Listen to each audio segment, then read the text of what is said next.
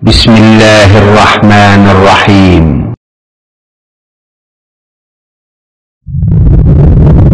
وبالتعاون للدعوة والإرشاد وتوعية الجاليات بالدمام.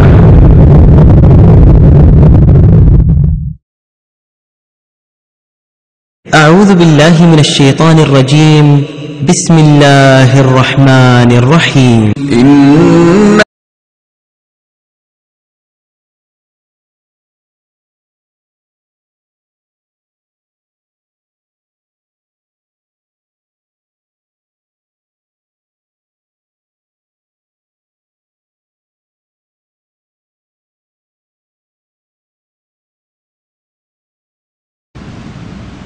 إن الحمد لله نحمده ونستعينه ونستغفره ونعوذ بالله من شرور أنفسنا ومن سيئات أعمالنا من يهده الله فلا مضل له ومن يضلله فلا هادي له وأشهد أن لا إله إلا الله وحده لا شريك له وأشهد أن محمدا عبده ورسوله صلى الله تعالى عليه وعلى آله وصحبه وسلم تسليما كثيرا. يا أيها الذين آمنوا اتقوا الله حق تقاته ولا تموتن إلا وأنتم مسلمون. يا أيها الناس اتقوا ربكم الذي خلقكم من نفس واحدة وخلق منها زوجها وبث منهما رجالا كثيرا ونساء واتقوا الله الذي تساءلون به والأرحام إن الله كان عليكم رقيبا. يا أيها الذين آمنوا اتقوا الله وقولوا قولا سديدا يصلح لكم أعمالكم ويغفر لكم ذنوبكم ومن يطع الله ورسوله فقد فاز فوزا عظيما. أما بعد فإن خير الحديث كتاب الله وخير الهدي هدي محمد صلى الله عليه وسلم وشر الأمور محدثاتها وكل محدثة بدعة وكل بدعة ضلالة وكل ضلالة في النار. أعوذ بالله من الشيطان الرجيم.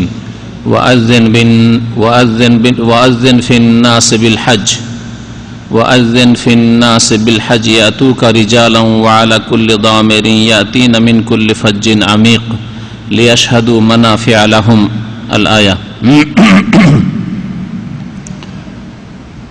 সম্মানিত ভাতৃমণ্ডলী, আল্লাহ পাক রব্বুল আলামিনের সমস্ত প্রশংসা যে আল্লাহ পাক রব্বুল আলামিন প্রাচীন যুগ থেকেই ইব্রাহিম আলাইহিস সালামের মাধ্যমে বাইতুল্লাহর ঘর তৈরি করে বাইতুল্লাহর হজের জন্য ঘোষণা করার আদেশ করেছেন। যে হজ আজ পর্যন্ত উম্মতে মুসলিমার উপর আল্লাহ পাক ফরজ করেছেন এবং কিয়ামত পর্যন্ত এই ফরজ অব্যাহত থাকবে। দরুদ ও সালাম নাজিল হোক নবী সাল্লাল্লাহু আলাইহি ওয়াসাল্লামের উপর, যিনি সর্বোত্তম হজ করেছেন এবং বারবার করে হজের ময়দানে মেনায় আরাফায় বলেছেন, খুযু আন্নী মানাসিকাকুম, তোমরা আমার কাছ থেকে হজের নিয়ম কানুন শিখে নাও। সুতরাং যেসব ভাই বোনেরা হজে যাবেন, তারা হজে যাওয়ার আগে যেইভাবে হোক না কেন সঠিক সহি শুদ্ধ হজ শিখে তারপরে হজের উদ্দেশ্যে সফর করবেন। আল্লাহ পাক রব্বুল আলামিন যেন আমাদের সকলের নিয়তকে ভালো করেন এবং আমাদেরকে ইলম আমলের তৌফিক দান করেন। যেসব ভাইরা বোনেরা হজের উদ্দেশ্য করেছেন, আল্লাহ পাক তাদের যেন নিয়ত পুরা করেন এবং তাদের হজ যেন কবুল করেন। যেসব হাজী সাহেবরা এসে গেছেন অথবা আসবেন, আল্লাহ পাক তাদের যেন সফরে, তাদের এখানে অবস্থানকালে এবং আল্লাহ পাক রব্বুল আলামিন দেশে ফিরে গিয়েও আল্লাহ যেন হেফাজত করেন এবং তাদের সকলে যেন হজ কবুল করেন। হজ সম্পর্কে আলোচনা গত সপ্তাহে আমাদের ভাই করেছেন, তারপরেও এই হজ সম্পর্কে আলোচনার শেষ নেই, বহু মাসলা মাসাইল রয়েছে। আর তারপরে অনেক ভাইরাই, বরং অধিকাংশ ভাইদের অবস্থা হচ্ছে যে একবার শুনে কখনো হজ শেখা যায় না, বরং হজ যারা পড়েছেন মাদ্রাসায় তারাও যতক্ষণ পর্যন্ত বাস্তবে হজ না করে ভুল করে থাকে। আমাদের এমন আলেম জানা আছে যে 30 বছর 40 বছর ধরে বুখারী পড়ান, তারপরে হজে এসে ওয়াজিব ছেড়ে দিয়ে বসে আছেন, কারণ যতক্ষণ প্র্যাকটিক্যাল না করেছে ততক্ষণ ভুল হওয়া স্বাভাবিক। ওমরা করে চুলি কাটেন, এরাম খুলে বসে আছে, ওর খেয়ালই নেই যে আমি হজে তামাত্তু করছি সুতরাং এখানে চুল কাটতে হবে, এমনিতে এরাম খুলে দিয়ে বসে আছে। এইরকম বহু ভুল হাজিদের থেকে হয়ে থাকে। এমনকি যারা পড়াশোনা করে আসছেন, একটা হচ্ছে থিওরিক্যাল পড়াশোনা করা, মানে আপনি পড়ে এসছেন, আর এটা হচ্ছে প্র্যাকটিক্যাল, বাস্তবে করা। যতক্ষণ পর্যন্ত বাস্তবে হজের ময়দানে না নামবেন ততক্ষণ পর্যন্ত হজ যে সহি করলেন এই অভিজ্ঞতা আপনাকে হাসিল হবে না। এই জন্য এলম হাসিলের সাথে সাথে আমল করা, এলমের সাথে সাথে আমল করতে হবে। বারবার করে একটা জিনিসের সম্পর্কে যখন শুনবেন, জানবেন, তারপরে সেটা অনেকটা ইনশাআল্লাহ তাআলা সহি হবে এবং সেটা ভুলে যাবেন না। হজের কিছু দিক নিয়ে আলোচনা করব। আল্লাহ পাক রব্বুল আলামিন ইব্রাহিম আলাইহিস সালাতু সালামকে সম্বোধন করে ইরশাদ করেছেন, যা কোরআনে কারীম আল্লাহ পাক রব্বুল আলামিন উল্লেখ করেছেন। ইব্রাহিম আলাইহিস সালাম যখন বাইতুল্লাহর ঘর, এই বাইতুল্লাহ আল্লাহর ঘর তৈরি করলেন, তৈরি করার পর আল্লাহ পাক আদেশ করলেন, ওয়াজ্জিন ফিন্নাস বিল হজ, মানব জাতির মাঝে ঘোষণা করে দাও, বিল হজ, হজের, মানুষকে জানিয়ে দাও হজ সম্পর্কে, হজের ঘোষণা করে তাদেরকে শুনিয়ে দাও। ইয়াতুকা রিজালান ওয়া আলা কুল্লি দামির, তারা আসবে, তারা আসবে হে ইব্রাহিম আলাইহিস সালাম তোমার এখানে, অর্থাৎ বাইতুল্লাহর উদ্দেশ্যে। রিজালান, কেউ কেউ আসবে পায়ে হেঁটে। তখনকার যুগ ছিল আজকে থেকে 5000 বছরেরও বেশি সময় হয়ে যাচ্ছে। তো তখনকার যুগে অধিকাংশ মানুষ পায়ে হাঁটতো, আর না হলে উটের পিঠে চাপতো। আল্লাহ এই জন্য পায়ে হাঁটা লোকদের কথা প্রথম উল্লেখ করেছেন, ইয়াতুকা রিজালান, তারা আসবে এই বাইতুল্লাহর উদ্দেশ্যে পায়ে হেঁটে। তাহলে এককাল ছিল পায়ে হেঁটে হজ করেছে মানুষরা। ওয়া আলা কুল্লি দামির, এবং দুর্বল উটের পিঠে চেপে আসবে। উটের পিঠে দূর দূরান্ত থেকে সফর করে আসার কারণে সেই উটগুলি দুর্বল হয়ে পড়বে, ক্ষীণ হয়ে পড়বে। তাই আল্লাহ পাক রব্বুল আলামিন ওয়া আলা কুল্লি দামিরিন বলে, দামির মানে দুর্বল ক্ষীণ উট। ইয়াতিনা মিন কুল্লি ফাজ্জিন আমিক, যারা আসবে বা যেই সফরকারী লোকেরা তাদের সওয়ারিতে চেপে বা পায়ে আসবে, মিন কুল্লি ফাজ্জিন আমিক, দূর দূরান্ত থেকে, সারা বিশ্বের বিভিন্ন আনাজ কানাজ থেকে। ইয়াতিনা মিন কুল্লি ফাজ্জিন আমিক লিয়াশহাদু মানাফিআ লাহুম, যাতে করে তারা উপস্থিত হয় তাদের বহু উপকারিতায়, বহু ফায়দায়। আল্লাহ পাক এখানে হজের উদ্দেশ্য উল্লেখ করেছেন, লিয়াশহাদু, যাতে করে হাজী সাহেবেরা উপস্থিত হন, হাজির হন, মানাফিআ লাহুম, তাদের অনেক উপকারের কাজে, অনেক ফায়দার কাজে।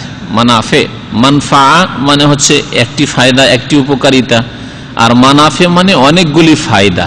তো তারা হজে এসে অনেক ফায়দা হাসিল করবে, অনেক উপকৃত হবে, এই কথা আল্লাহ পাক এই আয়াতে উল্লেখ করেছেন। এই ফায়দাগুলি কি? বহু ফায়দা রয়েছে। তার সবচেয়ে বড় ফায়দা যে এই হজ থেকে তাওহীদের শিক্ষা নেবে, হজ থেকে তাওহীদের শিক্ষা নেবে। হজের শুরু থেকে শেষ পর্যন্ত তাওহীদ, আল্লাহ পাকের একত্বের শিক্ষা দেওয়া হয়েছে।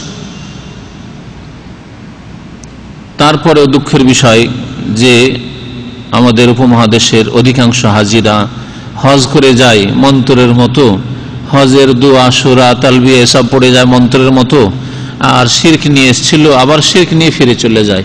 এমনকি হজের অবস্থা এখানে এসেও শিরিক করে, এখানে এসেও শিরিক করে। সবচেয়ে বড় উপকারিতা হচ্ছে যার দ্বারা আপনার দিন দুনিয়া দুটোই সুন্দর হবে, যার দ্বারা দিন দুনিয়া দুটোই সুন্দর হবে, ইহকাল পরকাল দুটোই ভালো হবে। আর আল্লাহ পাকের তাওহীদ, আল্লাহর জমিনে আল্লাহ পাকের একত্ব, আল্লাহ পাকের এই পৃথিবীতে দুনিয়াতে যদি প্রতিষ্ঠা করা হয়, কায়েম করা হয়, এতে দিন দুনিয়া উভয়কাল সুখী হবে। দুনিয়াতেও সুখী হবে, কারণ আল্লাহ পাক রব্বুল আলামিন শিরক কুফরি ছাড়া সমস্ত গুনাহ মাফ করতে পারেন।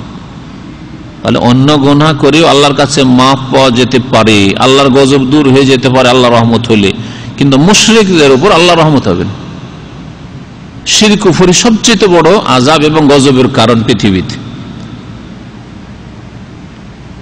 এই হজ থেকে যদি তাওহীদ শিখে যেতে পারে আর আল্লাহর একত্ব প্রতিষ্ঠা করতে পারে, তাহলে শিরক মুক্ত সমাজ, শিরক মুক্ত পরিবার, শিরক মুক্ত ব্যক্তি তৈরি হয়ে যাবে, যার মাধ্যমে আল্লাহ পাকের সবচেয়ে বড় গজবের কারণ, আযাবের কারণ থেকে মুক্ত হতে পারবে।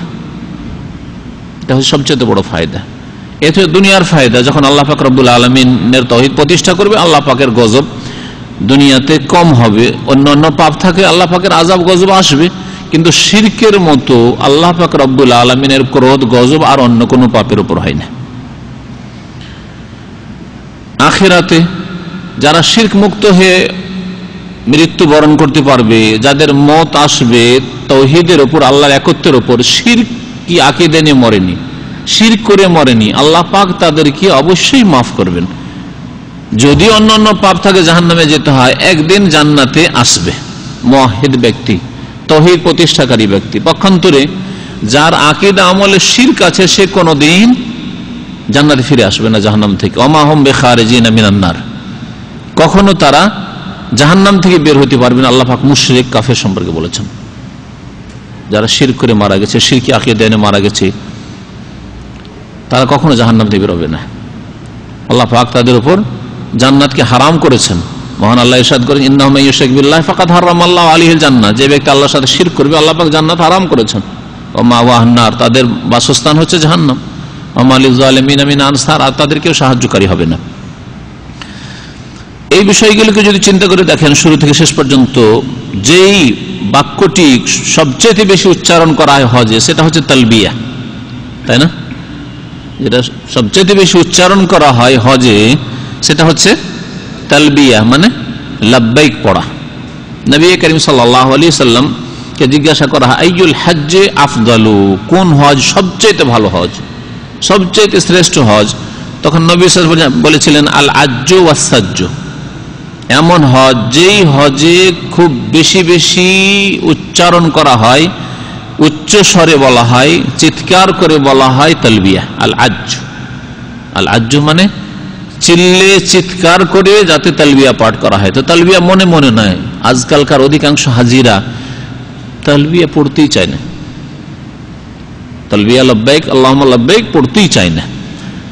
আর পড়লে মনে মনে, এক দলের অবস্থা এরকম, একদল পড়েই না, অথবা পড়লে মনে মনে দু চারবার পড়লো, মিকাত থেকে ইহরাম বেঁধে দু চারবার পড়লো, ব্যাস। আর এক দল এর বিপরীত, আর উল্টো দিকে সুন্নতপন্থীর অভাব, কোরআন সুন্নাহর অনুসারী, সহিহ সুন্নাতের অনুসারীর অভাব। এর বিপরীত মানে পড়ে, বেশি পড়ে কিন্তু বিদাতি তরিকায় পড়ে, এক সুরে। একজনকে তার পেশে ইমাম বানিয়ে দিয়েছে, নেতা বানিয়ে দিয়েছে, হ্যাঁ, আর সবাই ঝাঁক ধরে পাখির ঝাঁকের মতো একসাথে লব্বাইক আল্লাহুম্মা লব্বাইক, ওর সাথে সাথে লাব্বাইক সুর করে সম্মিলিত আওয়াজে একসাথে তালবিয়া পড়া হচ্ছে বিদাত। তো হয় বিদাত করে যাতে শয়তান খুশি হয়, আল্লাহ নারাজ হয়। বিদাত করলে শয়তান খুশি হয়, কারণ নবীর তরিকা থেকে অন্য তরিকা নিয়ে যেতে পারলো তো শয়তান খুশি হবে এই সম্মিলিত যদি তালবিয়া পড়াইতে পারে। আর আগে দিকে পড়েই না তালবিয়া, সুন্নতের খেলাফ কাজ করে। তাহলে আল্লাহ পাক রব্বুল আলামিনকে রাজি করার তরিকা হচ্ছে আল্লাহ পাক যেভাবে হজ শিখিয়েছেন, যেভাবে নবী করিম সাল্লাল্লাহু আলাইহি ওয়াসাল্লামের মাধ্যমে হজ দেয় সেইভাবে হজ করতে হবে। তা হচ্ছে বেশি বেশি তালবিয়া পাঠ করা, কিন্তু নিজের নিজের আওয়াজে। তালবিয়ার ক্ষেত্রে, লাব্বাইক পড়ার ক্ষেত্রে, লা ইলাহা ইল্লাল্লাহ পড়ার ক্ষেত্রে, দরুদ পড়ার ক্ষেত্রে, এসব ক্ষেত্রে সম্মিলিত আমাদের দেশে তরিকা আছে। সম্মিলিত জিকির পড়েন মহব্বতের সাথে, জিকির করেন একটু মহব্বতের সাথে, আর শুরু করে দিল বক্তা সাহেব লা ইলাহা ইল্লাল্লাহ, বিদাত। যাতে শয়তান খুশি হবে, আল্লাহ পাক নারাজ হবে।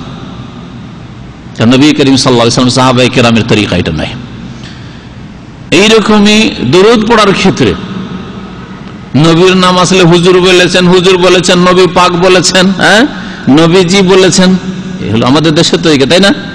তখন সাল্লাল্লাহু আলাইহি ওয়াসাল্লাম বলছেন, অথচ আইম্মায়ে কেরাম মুহাদ্দিসিনরা প্রতিটি হাদিসের সাথে তখন কালির অভাব ছিল, কাগজের অভাব ছিল, বরং গাছের বাকলে লেখা হয়েছে, চামড়াতে লেখা হয়েছে, কাগজ ছিল না সেই যুগে। তখন প্রতিটি হাদিসের সাথে কালা রাসূলুল্লাহ সাল্লাল্লাহু আলাইহি ওয়াসাল্লাম তারা লিখেছেন। এমন কোন হাদিস আছে যেখানে রাসূলুল্লাহ সাল্লাল্লাহু আলাইহি ওয়াসাল্লাম লেখা নেই? পাণ্ডুলিপিত আছে। পুরাতন যুগে, যে যুগে কাগজ ছিল না সেই যুগের পাণ্ডুলিপিত আছে সাল্লাল্লাহু আলাইহি ওয়াসাল্লাম। কিন্তু আমাদের দেশের তরিকা দেখছেন, যেখানে দরুদ পড়তে হবে, লিখতে হবে, ওখানে নেই। লেখার ক্ষেত্রে দোয়া, দোয়া লেখা আছে, মানে দরুদ পড়ে নেন আপনি, বা সোয়া, হ্যাঁ আপনি পড়েন সাল্লাল্লাহু আলাইহি সাল্লাম, সে লিখে রেখে দিয়েছে। বিদাতি তরিকা না এগুলো? লেখার ক্ষেত্রে বিদাতি তরিকা, বলার ক্ষেত্রে নবীর নাম আসছে, নবীজি, হুজুর, নবী পাক ইত্যাদি, কিন্তু সাল্লাল্লাহু আলাইহি সাল্লাম নেই। এই বখিলি, নবী সাল্লাল্লাহু আলাইহি সাল্লাম বখিল, কৃপণ বলেছেন। আর আরেক দল আছে বিদাতি, দরুদ পড়বে সম্মিলিত জিকির করে, সম্মিলিত একসাথে আল্লাহুম্মা শুরু করে দিল, চলছে একসাথে, একা পড়বে না, নবীর নাম আসলে পড়বে না সাল্লাল্লাহু আলাইহি ওয়াসাল্লাম। দুরুদের ক্ষেত্রে বিদাত, সম্মিলিত বিদাত, জিকিরের ক্ষেত্রে সম্মিলিত বিদাত, হ্যাঁ, আর এই তালবিয়া পড়ার ক্ষেত্রে সম্মিলিত তালবিয়া পড়ার বিদাত। এই বিদাতগুলি সারা বিশ্বে ছড়িয়ে আছে। অনেক আরবিরা, বিশেষ করে সৌদি আরব ছাড়া অন্যান্য দেশের অনেক আরবিরা এই বিদাত করে। চটি বই নিয়ে নিচ্ছে, লব্বাইক আল্লাহুম্মা লব্বাইক। শুধু তাই নাই, যেসব বিদাত হচ্ছে হজের মধ্যে, তার মধ্যে আরো কিছু বিদাত হচ্ছে সম্মিলিত দোয়া আর গদ বাঁধা দোয়া, যেগুলি হাদিসে নেই, কোনো হাদিসে নেই। 7 চক্করের 7 দোয়া তওয়াফের ক্ষেত্রে, প্রতি চক্করের জন্য এক একটি করে দোয়া বাঁধা, কোনো জয়ীফ হাদিসে নেই, এগুলো বানানো দোয়া। সাফা মারা সাই করতে গিয়ে প্রতি চক্করে একটি করে দোয়া, দোয়া শাওতুল আউয়াল, প্রথম চক্করের দোয়া, দ্বিতীয় চক্করে, তৃতীয়, 7 চক্করে 7 দোয়া, সবগুলি বিদাত। আর তাও আবার একজন পেশ ইমাম, আল্লাহুম্মা ইন্না হাযাল বাইতু বাইতুকা ওয়াল হারামু হারামুকা ওয়া আনা আবদুকা, বানানো সব দোয়া, বানানো দোয়া। 1 নম্বর কথা, নবী সাল্লাল্লাহু আলাইহি ওয়াসাল্লামের দোয়া না, সাহাবায়ে কেরামের দোয়া নাই। আর বিদাতি তরিকা তো পেছনে ওরা হারামু হারামুকা, আর কোনটা উচ্চারণ ভুল শুনছে, হারামর জায়গায় জারামও শুনে জারামই পড়ছে, যেমন শুনছে তেমন পড়ছে। সেখানে গিয়ে যদি কেউ আরবি বোঝার লোক থাকে, তো তাদের দোয়াতে হাসবে আর দুঃখও পাবে, হাসিও লাগে আবার দুঃখও লাগে।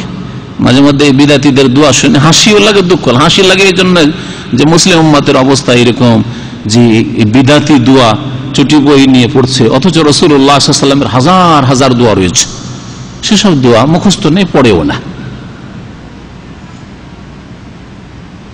আর কষ্ট লাগে যে এরা এইসব মেহনত করছে, কিন্তু আমেলাতুন নাসিবা তাসলা নারান হামিয়া, এত কঠোর পরিশ্রম মেহনত করে কিছুই পাবে না, শেষে এই বিদাত করার জন্য জাহান্নামে যেতে হবে। দুঃখ লাগে এই জন্য। তো এইসব বিদাতের দিকে কিছুটা ইঙ্গিত করলাম। আজকে হয়তো বিদাতের আলোচনা করব না। তো বলছিলাম যে, কি বলছিলাম যেন, তালবিয়ার কথা বলছিলাম। লিয়াশহাদু মানাফিয়া লাহুম, এই হজে গিয়ে বহু উপকারিতা রয়েছে, আপনার যে উপকারিতা আপনি হাসিল করবেন, তার একটি হচ্ছে আল্লাহর একত্ব, তাওহীদের শিক্ষা। আর এটা হচ্ছে সবচেয়ে বড় শিক্ষা, এতে দুনিয়া আখিরাত সুখী হবে।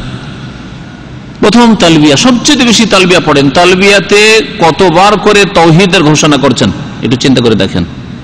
লব্বাইক আল্লাহ তোমার দরবারে হাজির হয়েছে, লব্বাইকা তোমার দরবারে হাজির হয়েছে, মানে জিলানির দরবারে হাজির হয়নি, চিশতির দরবারে হাজির হয়নি, গৌসুল আজম আর খাজা বা গরিব নওয়াজ ওইসব আমার কাছে নেই। লব্বাইকা আল্লাহ তোমার দরবারে হাজির হয়েছে, না আটরসি না ভান্ডারিতে হাজির হয়েছে, লব্বাইক আল্লাহ তোমার দরবারে হাজির হয়েছে। আল্লাহুম্মা লব্বাইক, আবার ওই লব্বাইক, লব্বাইক লা শারীকা লাক, লব্বাইক লা শারীকা লাক, তোমার কোনো শরীক নেই, ঘোষণা করছেন তোমার কোনো শরীক নেই। যে ব্যক্তি শরীক স্থাপন করে সে মুশরিক। আমি শরীক স্থাপন করি না, আল্লাহ লা শারীকা লাক, তোমার কোনো শরীক নেই। ইন্নাল হামদা ওয়ান নি'মাতা ওয়াল মুলকা লা শারীকা লাক, আবার লা শারীকা লাক,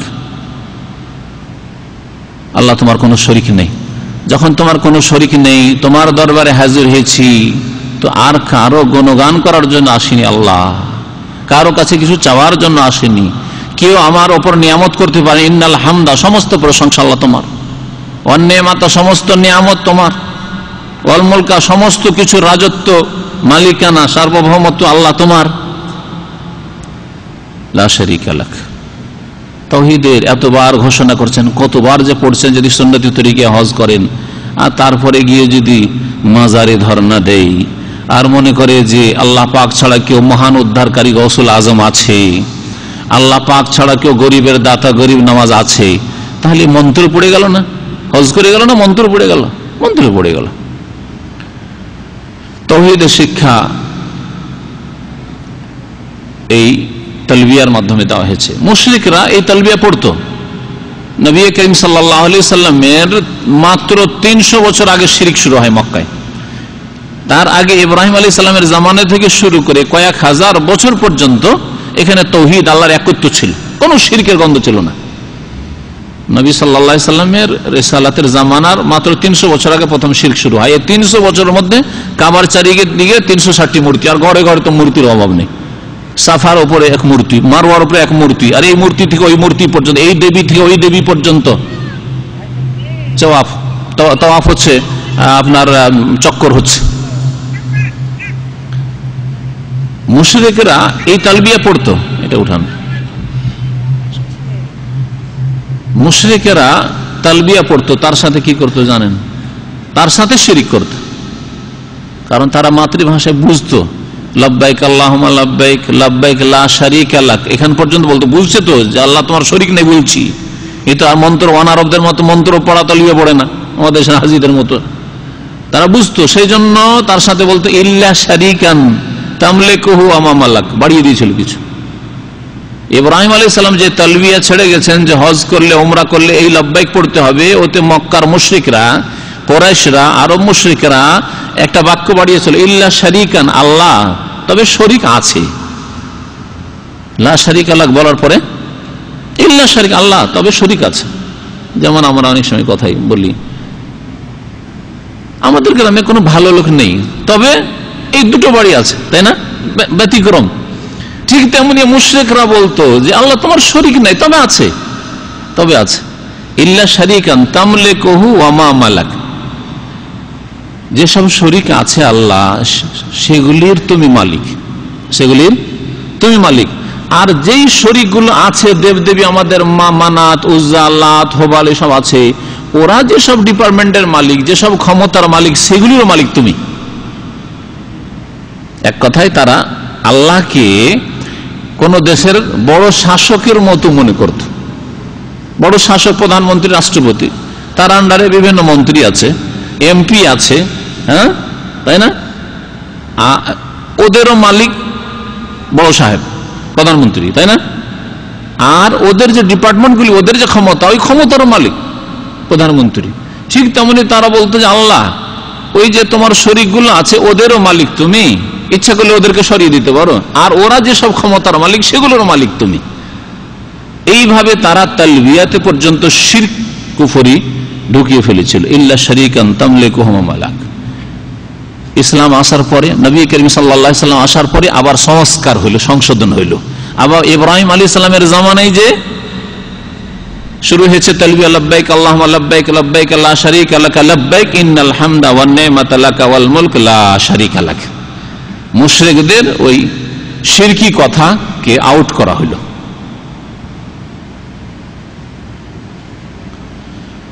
এই হজে এসে এখানে চিন্তা করেন যে বহু লোক এখান থেকে তওবা করে যাচ্ছে খালেস অন্তর থেকে, বহু লোকের সংশোধন হচ্ছে। তাহলে এই লোকগুলি এই উপকারটা নিয়ে গেল যে হজের মাধ্যমে, হজের আগে যেসব পাপে ডুবেছিল 30-40 লক্ষ হাজির মধ্যে যদি 1 লক্ষ খালেস অন্তর থেকে তওবা করে, তওবার উপরে টিকে থাকে, তো এটা কি কম কথা হলো যে উম্মতে মুসলিমার প্রতি বছরে 1 লক্ষ বা 2 লক্ষ করে, ধরে নিলাম 1 লক্ষ বা 2 লক্ষ করে লোক ভালো মানুষ হচ্ছে, লিয়াশহাদু মানাফিআ লাহুম, যাতে করে তারা হজে এসে তাদের উপকার হাসিল করতে পারে, বহু উপকারে শরীক হয়। অনেক লোকের নামাজে ঘাটতি ছিল, ফজরের নামাজ ঠিক ছিল না, ফজরের নামাজ সূর্য ওঠার পরে পড়তো। হজ করার মাধ্যমে হতে পারে এই লোকগুলি সংশোধন হলো, এইরকম বহু পাপে ডুবেছিল, হয়তো হজের মাধ্যমে তাদের সংশোধন হলো। এছাড়াও বহু ফায়দা রয়েছে, দিন দুনিয়ার ফায়দা রয়েছে। মুসলিম সমস্যার সমাধান, সমস্যা জানা মুসলিম উম্মতের। আজকে না হয় প্রচার মাধ্যমের যুগ হয়েছে, সারা দুনিয়ার খবর মিনিটে মিনিটে আপনার বাড়িতে পৌঁছে যাচ্ছে, হ্যাঁ। কিন্তু এমন একটা যুগ ছিল যেই সময় এই বছরে একবার হজে এসে সারা বিশ্বের মুসলিম উম্মতের লোকেরা কোন কোন দেশে, কোন কোন এলাকায় কি অবস্থায় আছে, আর কি তাদের প্রয়োজন আছে, কি অভাব আছে, কি সমস্যায় আছে, সেগুলি জানার সুযোগ। আর জানার পরে সেগুলি সমাধান খোঁজার সুযোগ একমাত্র হজ। লিয়াশহাদু মানাফিআ লাহুম, বিশ্ব সম্মেলন,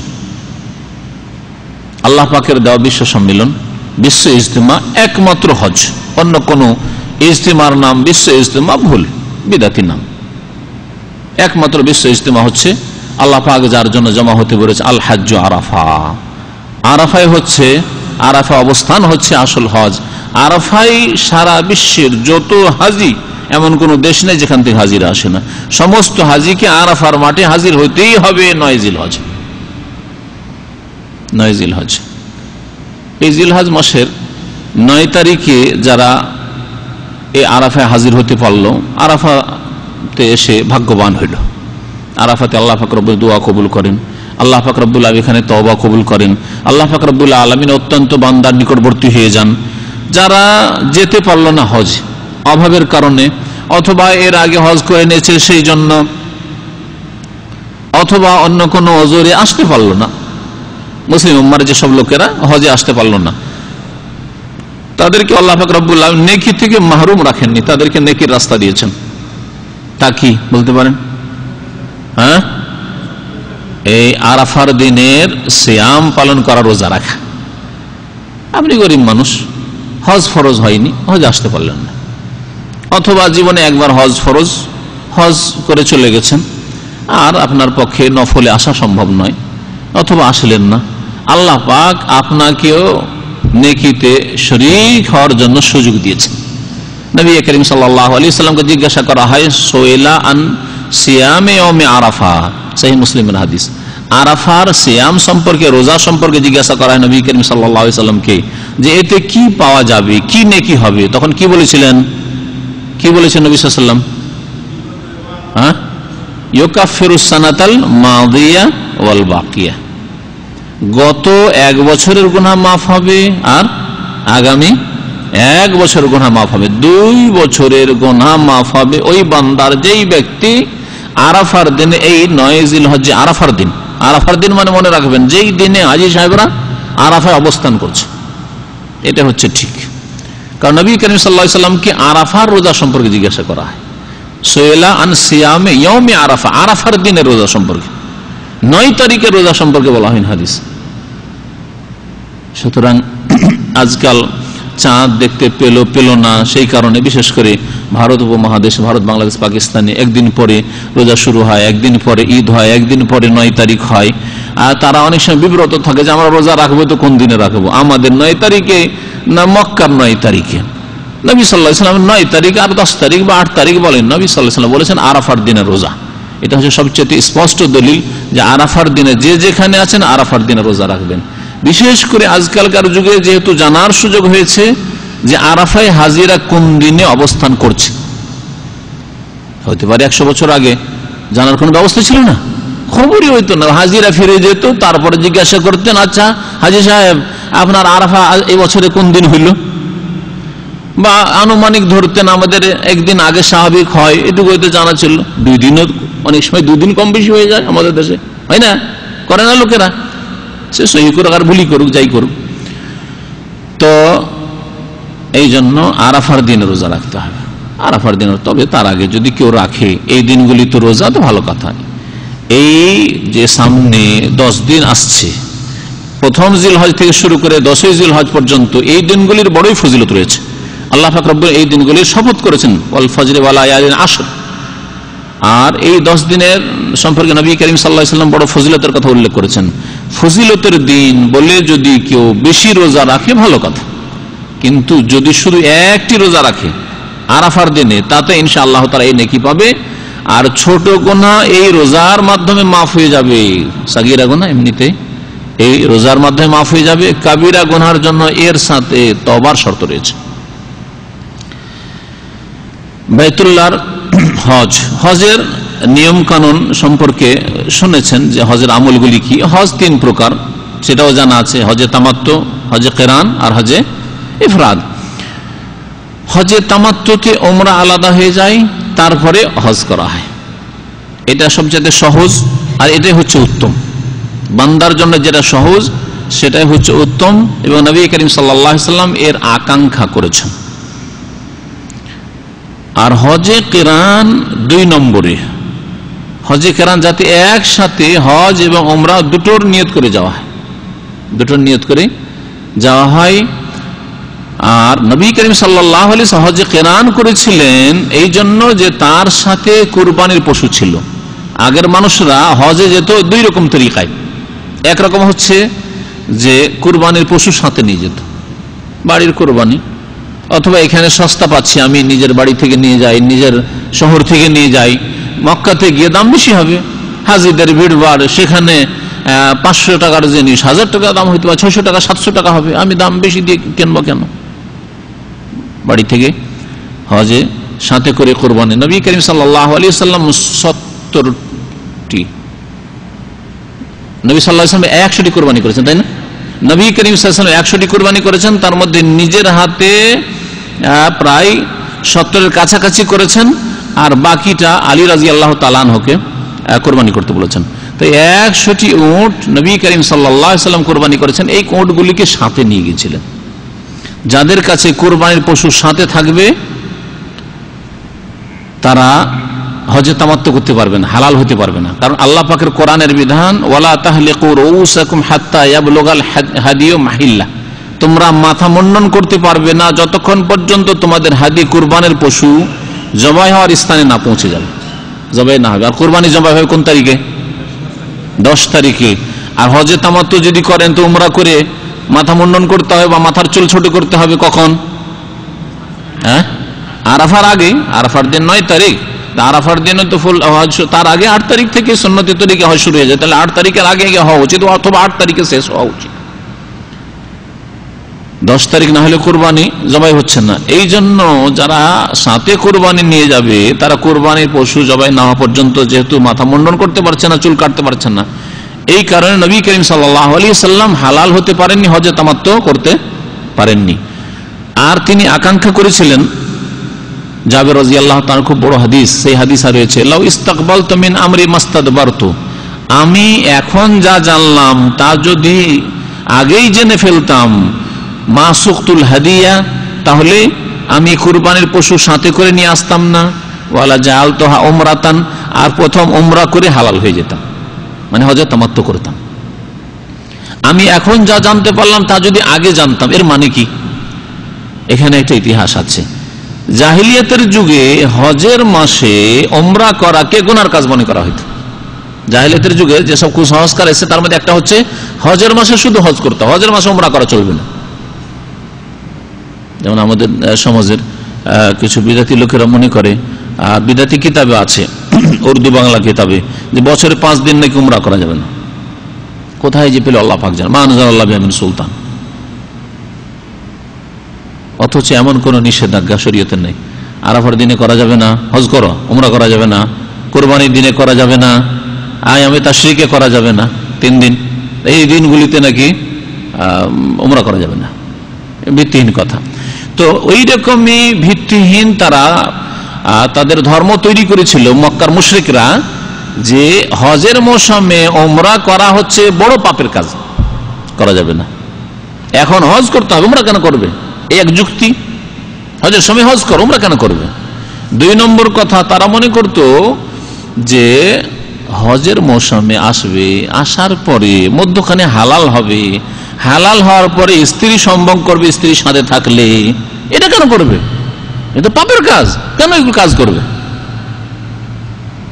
ধর্মের নামে কিছু অতিরঞ্জন বাড়াবাড়ি যে হয় তার একটি এটা হচ্ছে মানে দৃষ্টান্ত।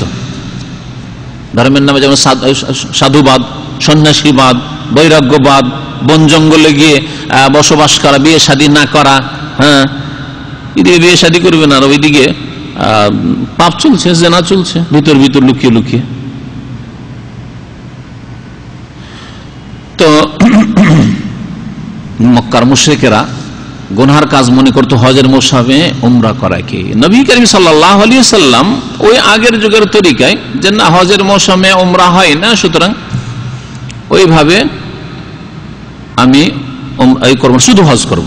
এই জন্য সাহাবায়ে কেরামরা ইফরাদের নিয়তে এসেছিলেন। তারপরে আল্লাহ পাক রব্বুল আলামিনের হুকুম হলো যে ইফরাদের হজে ইফরাদের নিয়তে আসলে তাহলে তাতে কুরবানি নিয়ে আসলেন নবী সাল্লাল্লাহু আলাইহি ওয়াসাল্লাম। কোরবানি ওয়াজিব থাক আর না থাক, কোরবানি নফল করা যেতে পারে। কোরবানি নিয়ে আসলেন নবী সাল্লাল্লাহু আলাইহি ওয়াসাল্লাম। রাস্তায় এসে বা মক্কায় এসে, মক্কার কাছাকাছি এসে নবী সাল্লাল্লাহু আলাইহি ওয়াসাল্লামের উপর ওহী আসলো যে হজের মৌসুমে উমরা তোমরা করতে পারবে, আল্লাহর পক্ষ থেকে অনুমতি আসলো। জাহিলিয়াতের যুগের ওই যে কুসংস্কার বাদ দাও, কোন পাপের কাজ নয় হজের মৌসুমে উমরা করা।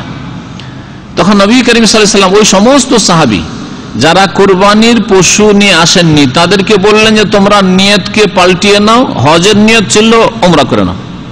ইফরাদের নিয়ত করলে মিকাত থেকে কি করতে হয়? মিকাত থেকে শুধু হজের নিয়ত করতে হয়। কি হজের তরিকা কারো জানা নাই নাকি? ইফরাদ মানে শুধু হজের নিয়ত করা। হজের নিয়ত করে কেউ যদি আসে মিকাতের বাইরে থেকে, তাহলে এহরাম বাঁধবে কিসের?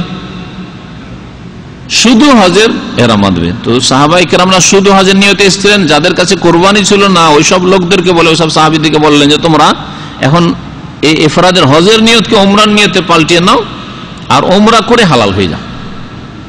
হালাল হতে পারবে তারা, কারণ তাদের কাছে কোরবানির পশু নেই। নবী সাল্লাল্লাহু আলাইহি ওয়াসাল্লাম দেখলেন যে আমি তো হালাল হতে পারছি না, কারণ আমার সাথে তো কোরবানি আছে।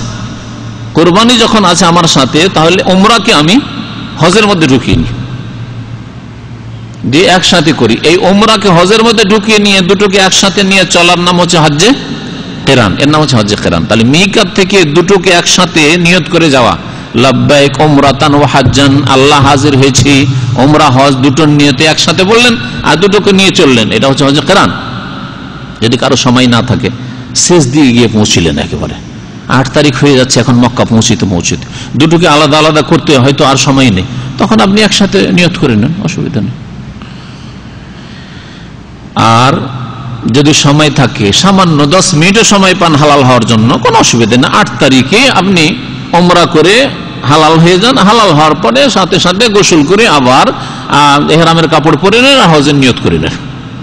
সবচেয়ে উত্তম হচ্ছে হজ্জে তামাত্তু করা। নবী করিম সাল্লাল্লাহু আলাইহি ওয়াসাল্লাম আকাঙ্ক্ষা করেছেন, যদি তিনি করতে পারেননি, সাহাবায়ে কেরাম সমস্ত সাহাবী যাদের কাছে কোরবানির পশু ছিল না সবাইকে হজ্জে তামাত্তু করিয়েছেন এবং নিজে আকাঙ্ক্ষা করেছেন যে আমার কাছে যদি হাদি কোরবানির পশু না থাকতো তাহলে আমিও উমরা করে হালাল হয়ে যেত, হজ্জে তামাত্তু করতাম। এই জন্য সবচেয়ে উত্তম হচ্ছে হজ্জে তামাত্তু করা, এবং সহজ এই জন্য যে ইহরামের কাপড় তো আতেই খুলতে পারলেন আপনি। দেশ থেকে যেসব হাজিরা আসছে, হাজিরা আসার পরে মক্কা পৌঁছেই বাইতুল্লাহর তাওয়াফ করলো, সাফা মারওয়া সাই করলো, আর তারপরে চুল ছোট করে বা মাথা মুন্ডন করে হালাল হয়ে গেল, উমরা হয়ে গেল, হালাল হয়ে থাকলো। 8ই জিলহজ কত দূরে এখন, তাই না? 8ই জিলহজে মিনা যেতে হবে, কত দূরে। এখন যেসব হাজিরা চলে এসছে তারা যদি কেরান করে, কারণ আমাদের দেশের এক শ্রেণীর আলেমরা মযহাবী গোড়ামির কারণে 1 মাস আগে চলে এসছে, তারা হজের 1 মাস আগে চলে এসছে, তারপরেও তাদেরকে বলছে না কেরান করবে, কারণ নবী সাল্লাল্লাহু আলাইহি ওয়াসাল্লাম কেরান করেছেন। কেরান আমাদের মযহাবে উত্তম, তোমরা কেরান করবে। এই লোক 1 মাস ধরে সেলাইবিহীন কাপড়ে থাকা, ইহরামের কাপড়ে থাকা, ইহরামের কাপড় যদিও পাল্টানো যায়, ময়লা হলে আপনি বদলে নেন, কিন্তু মধ্যখানে কোনো সেলাই করা কাপড় পরতে পারবেন না। ইহরামের কাপড়ে থাকা, ইহরামের কাপড়ে থেকে লজ্জাস্থানকে সবসময় ঢেকে রাখা, অনেক সময় ঘুমের অবস্থায় কাপড় এদিক ওদিক হতে পারে, কত অসুবিধা। তারপরে ইহরামের অবস্থায় 1 মাস ধরে যদি থাকে তাহলে মোচের অবস্থা কি হবে, নখের অবস্থা কি হবে, আর যেসব অপ্রয়োজনীয় চুল সেগুলির অবস্থা কি হবে। সুগন্ধি লাগাতে পারবে না, আতর লাগাতে পারবে না, গন্ধ ছড়াবে শরীর থেকে, কত কষ্ট। এই জন্য দিন হচ্ছে সহজ, আর সহজটাই হচ্ছে উত্তম। সফর এই জন্য কসর করাই উত্তম, সফর এই জন্য কসর করে নামাজ পড়াই উত্তম। সফরে রোজা না রেখে যদি আপনি রোজা ছেড়ে দেন, এটি হচ্ছে উত্তম, কারণ আল্লাহ পাক ছাড় দিয়েছেন। তো তামাত্তু হজ সবচেয়ে উত্তম, তাতে খুব সহজ ভাষায় উমরা করে নিলেন আপনি। আর উমরার কাজ হচ্ছে কয়টি? ইহরাম বাঁধা, মানে নিয়ত করে ইবাদতে প্রবেশ করা, আর 2 নম্বরে হচ্ছে বাইতুল্লাহর তাওয়াফ করা, 3 নম্বরে সাফা মারওয়া সাই করা, 4 নম্বরে হচ্ছে মাথা মুন্ডন করা অথবা মাথার চুল ছোট করা, যদি সময় বেশি না থাকে। এখানকার হাজিদেরকে বলছি 2 দিন 3 দিন মাত্র সময়, 1 দিন সময়, 7 তারিখে গিয়ে পৌঁছলেন, 8 তারিখে আবার ইহরাম বাঁধতে হবে, তাহলে 10 তারিখে আবার মাথা মুন্ডন করতে হবে। তাহলে এই ক্ষেত্রে মাথার চুল পুরো মাথা থেকে ছোট করে না মেশিন দিয়ে, এটা হচ্ছে উত্তম, যাতে করে বড় ইবাদতের জন্য চুল থাকে মাথায়। আর তারপরে 8 তারিখ থেকে হজের কাজ শুরু করবেন। 8 তারিখ থেকে হজের কাজ শুরু করবেন। 8 তারিখ, 9, 10, 11, 12 এই 5 দিনে হজ শেষ হয়ে যায়। 13 তারিখ কেউ যদি থাকে তাহলে সেটা ভালো। তাহলে হজের কাজ এই 5 দিন, অথবা উত্তম হজ যদি করে 6 দিন। 8 তারিখের কাজ, 8 তারিখের কাজ যেখানে আছেন সেখান থেকে তামাত্তুকারী যারা হালাল হয়ে আছেন, তামাত্তুকারী যারা হালাল হয়ে আছেন সেখান থেকে গোসল করে ইহরাম বাঁধবেন। এখানকার লোকেরা মেনাতে গিয়ে থাকেন, মেনা থেকে ইহরাম বাঁধবেন। যদি মক্কায় থাকেন, মক্কা থেকে ইহরাম বাঁধবেন। আবার তওয়াফ করতে হবে না। অনেক লোকেরা ইহরাম বেঁধে আরেকটা তওয়াফ করতে যায়, আর তওয়াফ করতে গিয়ে কত যে ভিড় করে, অন্যদেরকে কষ্ট দেয়, নিজেকে কষ্ট দেয়। এখানে কোনো তওয়াফ নেই। হজে তামাত্তু শুরু করার জন্য 8 তারিখে কোনো তওয়াফ নেই। তওয়াফে কুদুম যেটা, সেটা হচ্ছে প্রথম মক্কায় গিয়ে যে তওয়াফ করলেন, সেটাই হচ্ছে মক্কায় পদার্পণের তওয়াফ। আর কুদুম মানে পদার্পণ করা।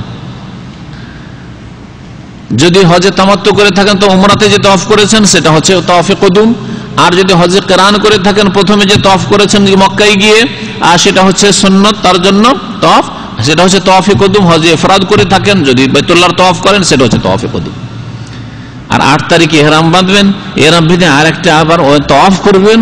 এটা বাড়তি কাজ, এটা বাড়তি কাজ। নিজেকে কষ্ট দেওয়া আর অন্যদেরকে কষ্ট দেওয়া। নফল কাজের জন্য অন্য কাউকে কষ্ট দেবেন না। এটা হজের কোনো অংশ না, না ফরজ রুকুন, না ওয়াজিব, না সুন্নত, কিছুই না। 8 তারিখের কাজ হচ্ছে ইহরাম বেঁধে মিনাতে অবস্থান করা। এই দিন জোহর থেকে শুরু করে ফজর পর্যন্ত থাকা একটি কাজ, এটাও সুন্নত। আর 5 ওয়াক্ত নামাজ আপন আপন সময়ে পড়া, এটাও সুন্নত। জোহর, আসর, মাগরিব, ইশা, ফজর 4 রাকাত বিশিষ্ট নামাজগুলি কসর করে পড়া, আর নিজ নিজ ওয়াক্তে নামাজ পড়া। এই দুটো কাজ, আর দুটো হচ্ছে সুন্নত কাজ। 9 তারিখ হয়ে গেল। 9 তারিখের কাজ, 9 তারিখ হচ্ছে ইয়াউমে আরাফা। 8 তারিখের নাম হচ্ছে ইয়াউমুত তারবিয়া, ইয়াউমুত তারবিয়া। আর 9 তারিখের নাম হচ্ছে ইয়াউমে আরাফা। আরাফার দিন আরাফায় চলে যাওয়া, সূর্য ওঠার পরে যাওয়া সুন্নত। কিন্তু হামলাগুলি যদি ভিড় থেকে বাঁচার জন্য রাত্রে নিয়ে চলে যায়, কোনো অসুবিধা নেই, জায়েজ আছে। সময়ের আগে পৌঁছে গেলে কোনো অসুবিধা নেই। আপনার হজে কোনো রকমের ঘাটতি হবে না। কারণ অনেকে এই ক্ষেত্রে দ্বিধাদ্বন্দ্বে ভুগে পেরেশান থাকে, যে আমাদেরকে রাত 1টার সময় নিয়ে চলে এসছে, 2টোর সময় নিয়ে চলে এসছে। কোনো পেরেশানি নাই ইনশাআল্লাহ তাআলা। তবে যদি আপনি পায়ে হেঁটে যান, অথবা আপনার গাড়ি যদি সকালবেলা যায়, নবী সাল্লাল্লাহু আলাইহি ওয়াসাল্লাম সূর্য ওঠার পরে বেরিয়েছেন। আর আরাফাতে অবস্থানের সময় হচ্ছে জোহর থেকে, জোহরের আগে যে কোনো সময় গেলে কিন্তু হয়। আজকালকার জামানায় জোহরের সময় কি 10টার দিয়ে গেলে ঢুকতেই পারবেন না। আপনি কোন দিকে যাবেন কোনো দিশে পাবেন না, দিশে হারা হয়ে যাবেন। আপনার তাঁবু খুঁজে পাবেন না, কোনখানে আমার হামলা আছে, কোনখানে তাঁবু আছে। সেজন্য সকাল সকাল চলে যাওয়া ভালো। আরাফার দিন আরাফায় অবস্থান করবেন। জোহর, আসর 1 আজান আর 2 একামতে পড়বেন, কসর করে এবং জামা করে। সূর্য ডুবা পর্যন্ত অবস্থান করবেন। জোহর, আসর পড়ে নিলেন ধরেন বেলা 1টার মধ্যে। আর তারপরে দীর্ঘ সময়, কাছাকাছি 5 ঘন্টা, এই সময় বিশেষ করে দোয়া, আল্লাহ পাকের জিকির, আজকার, এতে মশগুল থাকবেন। কিন্তু এক ইবাদত সবসময় মানুষ করতে পারেন না। এই জন্য ইবাদতকে আপনি বিভিন্ন ইবাদতে ভাগ করতে পারেন। কিছুক্ষণ কোরআন তেলাওয়াত করলেন, কিছুক্ষণ আপনি দোয়া করলেন, কিছুক্ষণ জিকির, আজকার, তাসবিহ করলেন সুন্নতি তরিকায়, কিছুক্ষণ আপনি ভালো কথা শুনলেন বা শোনালেন, কিছুক্ষণ আপনি হয়তো গল্প করলেন, কিন্তু দুনিয়ার গল্প না, দিনের কথা, দিনের আলোচনা করলেন। এইভাবে নিজের সময়গুলিকে ভাগ করে, বিশেষ করে সূর্য ডুবার আগেখানে খুব বেশি বেশি দোয়া করবেন, দোয়াতে মেহনত করবেন। নবী করিম সাল্লাল্লাহু আলাইহি ওয়াসাল্লাম দোয়াতে মেহনত করতে বলেছেন। আজকালকার অধিকাংশ মানুষ দোয়াতে মেহনত করতে জান না। 10 মিনিট 15 মিনিট দোয়া করে, আর তারপরে ভাবে যে অনেক কাজ করে ফেলেছে, আর তারপরে ঘুম দেয়, লম্বা টানে ঘুম।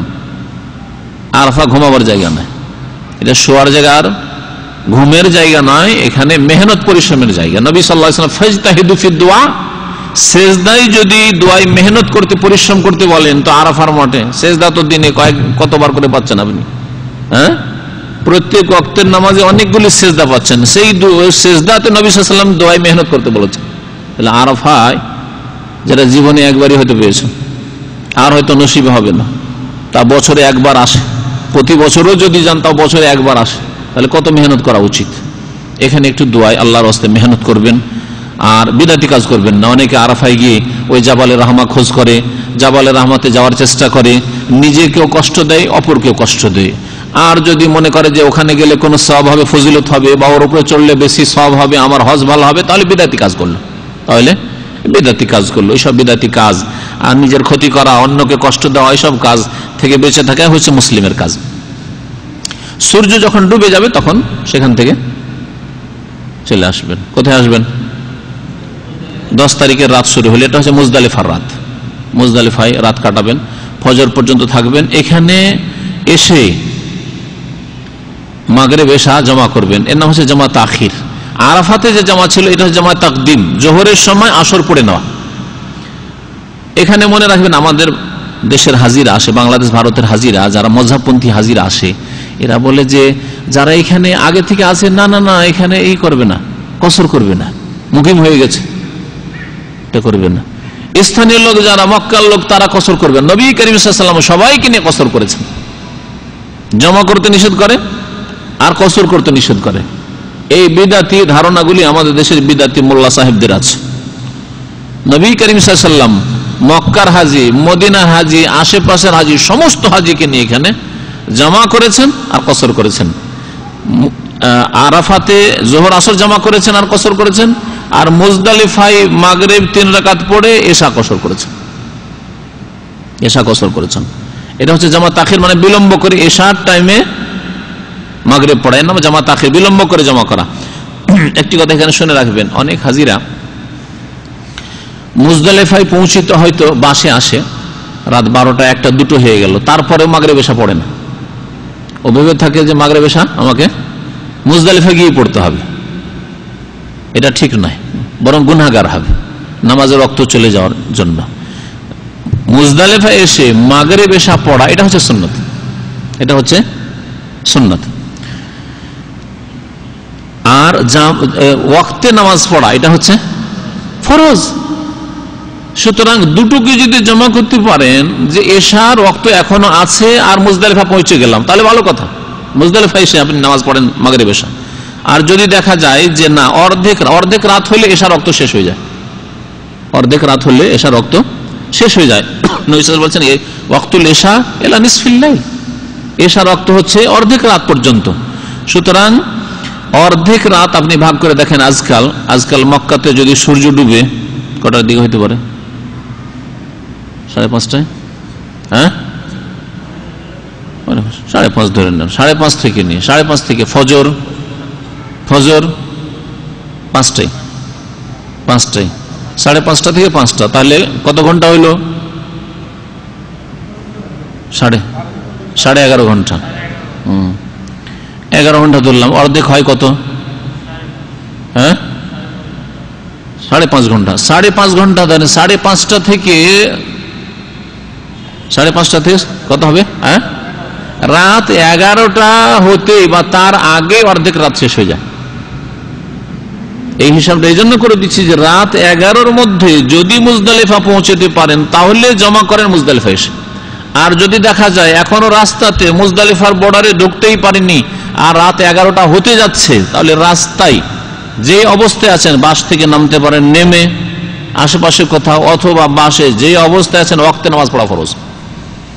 আল্লাহ পাকের ইরশাদ করেন, ইন্নাস সালাতা কানাত আলাল মুমিনিনা কিতাবাম মাওকুতা। আল্লাহ পাক রব্বুল আলামিন নামাজকে ফরজ করেছেন ওয়াক্তে, সময়ের বাইরে নামাজ আল্লাহ পাক কবুল করবেন না। এই জন্য সূর্য ওঠার পরে যেসব লোকেরা ফজর নামাজ পড়েন আল্লাহ পাক কবুল করবেন না। ইচ্ছা করে, অনিচ্ছাকৃত সেটা আলাদা কথা, কিন্তু ইচ্ছা করে অভ্যাস বানিয়ে নিয়েছে যে সূর্য ওঠার পরে ফজর নামাজ, আল্লাহ কবুল করবেন না। 10 তারিখ সকালে, 10 তারিখ অধিকাংশ হজের কাজগুলি 10 তারিখ। 10 তারিখের প্রথম কাজ হচ্ছে বড় জামানায় পাথর মারা। 2 নম্বর কাজ, যদি নিজে হাতে কোরবানি করেন কোরবানি করা, আর পয়সা যদি ব্যাংকে জমা করে দিয়ে থাকেন আগে, তাহলে আপনার কাজ শেষ হয়ে গেছে। 3 নম্বর কাজ হচ্ছে মাথা মুন্ডন করা। তারপরে প্রাথমিক হালাল হয়ে গেলেন, আপনি ইহরামের কাপড় খুলে দেন, নিষিদ্ধ সব কাজ আপনার জন্য জায়েজ, সুগন্ধি, সেলাইকৃত কাপড় ইত্যাদি, স্ত্রী ছাড়া শুধু। আর তারপরে মক্কা চলে আসেন, বাইতুল্লাহর তওয়াফ করেন, তওয়াফে ইফাজা, এরই নাম তওয়াফে জিয়ারা, এটা হচ্ছে হজের রুকন তওয়াফ। আর 5 নম্বর কাজ হচ্ছে সাফা মারওয়া সাই করা। এই 5টি কাজ, কুরবানি সহ 5টি কাজ হচ্ছে এই 10 তারিখের কাজ, এমন নাহরের কাজ। আর তারপরে সন্ধ্যা হতে হতে আপনি ফিরে চলে যান মেনায়। 11 তারিখের রাত, 12 তারিখের রাত, এই 2 রাত মেনায় যাপন করা। 11 তারিখে 2টি কাজ, 12 তারিখে 2টি কাজ।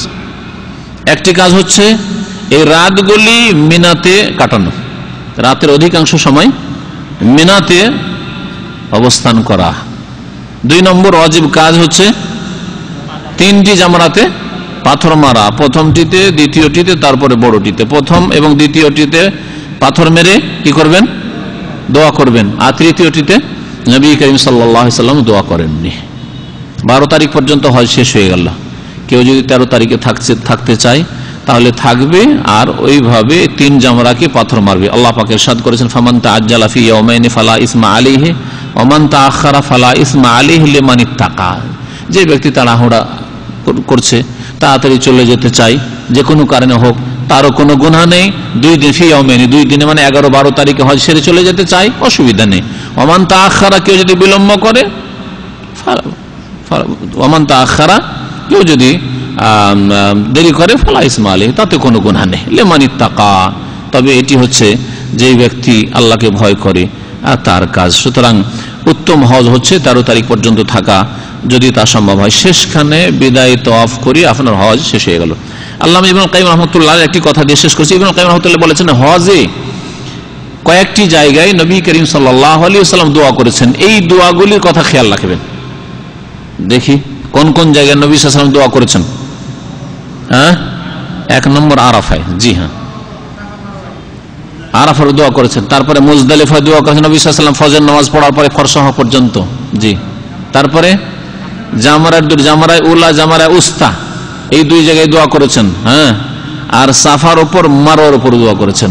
এই 6টি জায়গার কথা আল্লামা ইবনুল কাইয়িম রাহমাতুল্লাহ বলেছেন, ফি সিত্তাতি মাওয়াতিন, 6টি জায়গায় নবী করিম সাল্লাল্লাহু আলাইহি ওয়াসাল্লাম খুব বেশি বেশি দোয়া করেছেন। এই জায়গাগুলি দোয়া কবুল হওয়ার জায়গা, সুতরাং এই জায়গাগুলিতে দোয়া করবেন।